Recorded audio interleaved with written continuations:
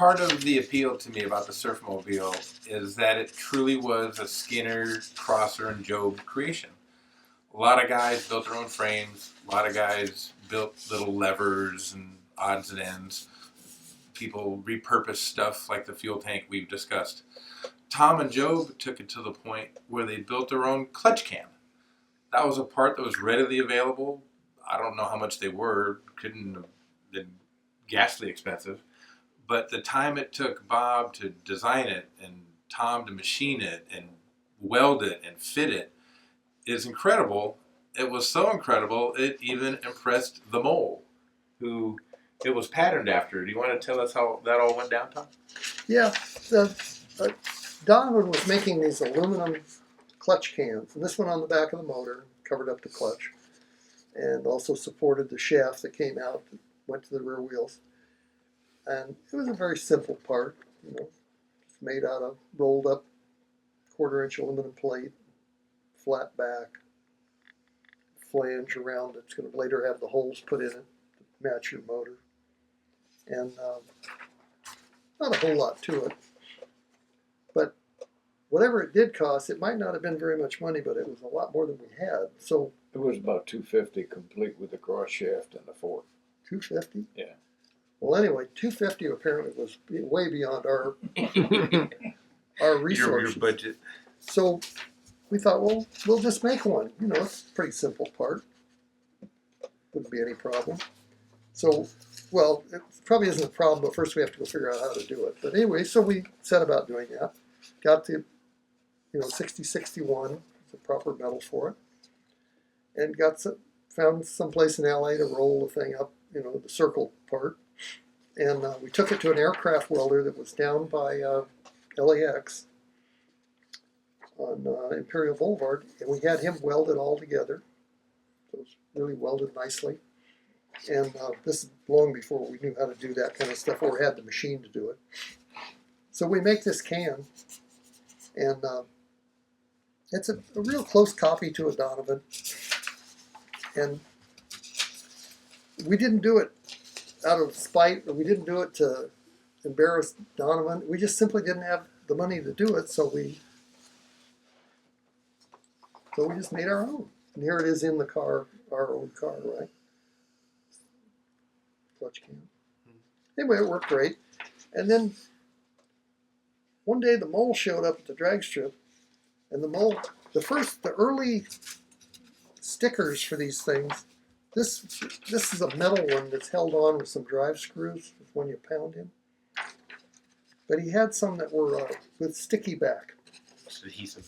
With an adhesive. So he shows up at the drag strip, and you can see a mark right here on this photo. Mm-hmm. And that's where I don't know whether the sticker's there or the sticker fell off and that's the residue of the sticky or something. But anyway, he gave us an official Donovan sticker. Gave it his blessing. And gave the whole thing its blessing. But this was long after we had been running it for a while, right? And so anyway, we had our Donovan sticker, so we were... So your official Donovan can. Official Donovan can, even though she was homemade. Very nice. I ran into the aircraft welder at the sprint car races one night. We're sitting in the stands, and he looked at me and he says, "You're someone," in one of those deals. And we got talking things over, and he remembered making this can for us, or doing the welding on the can for us. The steel liners and stuff came later. This was just pure aluminum, correct? Pure, unsafe aluminum. Yeah. Tell me about it. Doesn't hold anything. When the clutch came out of these cars, this thing it probably sped the stuff up somehow, like it stored up energy and then really took off or something. I mean, it didn't do anything to stop the stuff from flying around. And I don't know how they got the rule changed and got it to be okay. Before this, you couldn't have aluminum. And somehow the rule got changed. Money talks. I don't know what happened. Well, the aluminum can was a breakthrough. It was first approved as a scatter shield rather than a can, an adapter can on the back of the motor. Hedrick had the first one, and it was a scatter shield over the Chrysler bell housing. When the block still had the extended bell housing Right. part on the back And of the block. it was in a rear engine roadster, so it was right up against the rear end. And so unless you had the clutch in, it was always in gear. And then when people saw that that was possible, they had Donovan make them, and he made them out of steel, but they were heavy. And it matriculated to the point to where this was, again, during the fuel ban, so NHRA didn't have anything to do with what you ran in a fuel car. So that the Donovan can came along and was something that everybody ran. And then when NHRA went back to fuel, these kinds of things got grandfathered. And then they started approving things as we started leaning on people to build better chassis and better components and what have you. We, the UDRA and the other governing bodies, started saying, okay, we need approval, and NHRA approved the aluminum can. And then after a couple of clutches out, mine being the first one, Don Long made a liner for it, and he had a steel liner rolled and pressed into the can itself. Do you remember if it was 4130 or mild steel or what it was? If it was Don Long, it had to be 4130. He would have never used mild steel for anything having to do with the race cars, and that got accepted for a long time. And then the next thing that happened was the can, when the clutch came apart, it blew off the back of the motor and pushed the can off of the motor, and the floater went out. So that's when NHRA decided that you had to have all these bolts, much in addition to what they already had, which was the 6 or 7 pieces on the back of the engine. You had to have a motor plate, and then you had to have it buttoned in the bottom, and you had to have an inspection plate, because that's when they were starting to slip the clutches and using feeler gauges, going in and using feeler gauges to measure up the various thicknesses of the clutch inside, so that when you made the next run, you could tighten the fingers or change the weight on the fingers, whatever you wanted to do. And that particular piece on the can had to have 9 bolts on it, as I recall, 6 bolts, 3 on each side to hold just that piece on the can.